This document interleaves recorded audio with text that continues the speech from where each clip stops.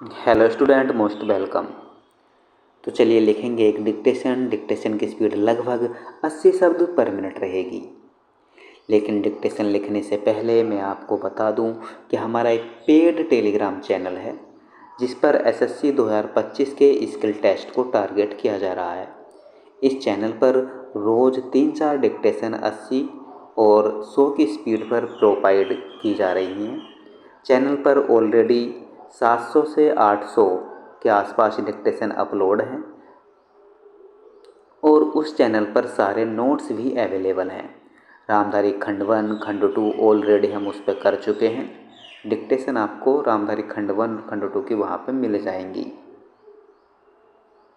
ये सारे के सारे डिक्टेशन आपको अनसीन मिलेंगे।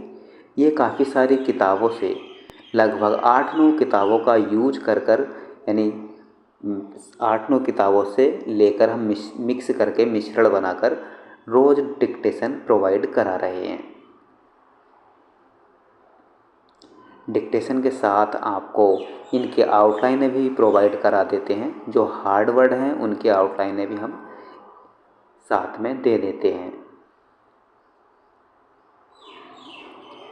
यदि आप चैनल से जुड़ने के इच्छुक हैं तो चैनल का लिंक इस वीडियो के डिस्क्रिप्शन में दिया है। आप वहां से चैनल को ज्वाइन करने के लिए रिक्वेस्ट सेंड। तो चलिए डिक्टेशन स्टार्ट करेंगे 5 सेकंड बाद।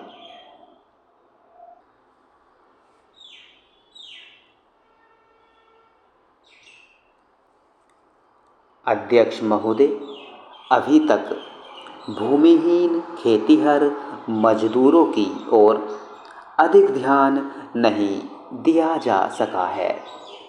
कारण यह था कि हमारे सामने इतने अधिक विषय प्रस्तुत हैं कि हम सब की ओर एक साथ तुरंत ध्यान नहीं दे सकते। यह बात नहीं है कि हम इधर ध्यान देना नहीं चाहते थे। कई राज्यों में जहां कृषि की काफ़ी उन्नति हो चुकी है, उन्हें अच्छी मजदूरी मिल रही है। अन्य राज्यों में भी पारिश्रमिक बढ़ाने के लिए कदम उठाए गए हैं। केंद्र ने सिंचाई और बिजली के लिए 1 अरब रुपया निर्धारित किया है। सिंचाई और बिजली परियोजनाओं के लिए केंद्र से राज्यों को दी जाने वाली सहायता में 85 करोड़ रुपए की वृद्धि हो गई है। इस वर्ष लगभग 30 लाख एकड़ क्षेत्रफल सिंचाई के अंतर्गत आ जाएगा। शहरी भूमि का राष्ट्रीयकरण एक जटिल काम है। मैं जानती हूँ कि लोग खास तौर पर ग्रामीण क्षेत्रों में इसकी मांग करते रहे हैं और हम भी इस पर लंबे समय से विचार कर रहे हैं, लेकिन इसकी जटिलता अब भी बनी हुई है। अलग अलग शहरों में स्थिति भिन्न भिन्न है। मुंबई, कोलकाता और दिल्ली एक श्रेणी में आते हैं, तो कानपुर, लखनऊ और जबलपुर, जो आकार में छोटे हैं, एक अन्य श्रेणी में आते हैं। फिर भी विधेयक का प्रारूप लगभग तैयार है। काफ़ी बड़ी संख्या ऐसे लोगों की है जो कर चुकाने से बचने की कोशिश में रहते हैं। ऐसे कर अपवंचन के मामलों में कठोर कार्रवाई की गई है और इसके परिणाम स्वरूप सरकारी कोष में लगभग 1 अरब 40 करोड़ रुपए आए हैं। हमारी कोशिशें कुछ ही समय पहले शुरू हुई थीं और हमें आशा है कि और बड़ी राशियां वसूल की जा सकेंगी। नए नियमों के अनुसार तस्करों की संपत्ति जब्त की जा सकती है।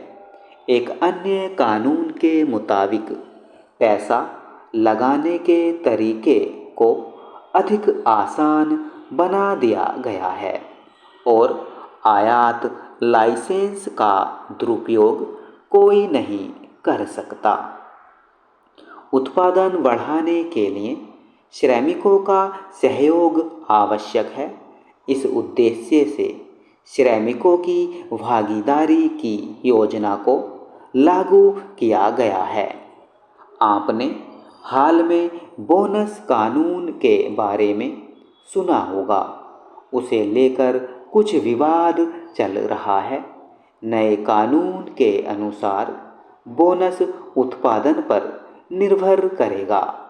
अगर उत्पादन बढ़ता है तो हम श्रमिकों तथा अन्य लोगों की ज़्यादा सहायता करने की स्थिति में होंगे।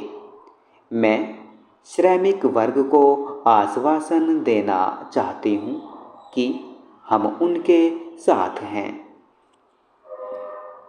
अध्यक्ष महोदय, हम मजदूरों के हितों और अधिकारों की सदा ही रक्षा करेंगे।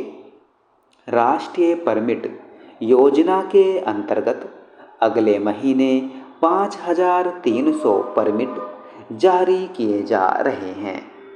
कई राज्यों ने ऐसे कदम उठाए हैं और कई उठा रहे हैं कि छात्रों को उनकी आवश्यकता की हर चीज़ उचित दामों में मिल सके।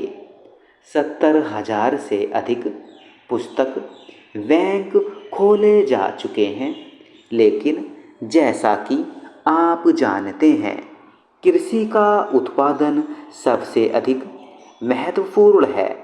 भोजन प्रत्येक व्यक्ति की प्राथमिक आवश्यकता है। इसलिए मैं व्यक्तिगत रूप से अपने किसान भाई बहनों से बातें कर रही हूँ।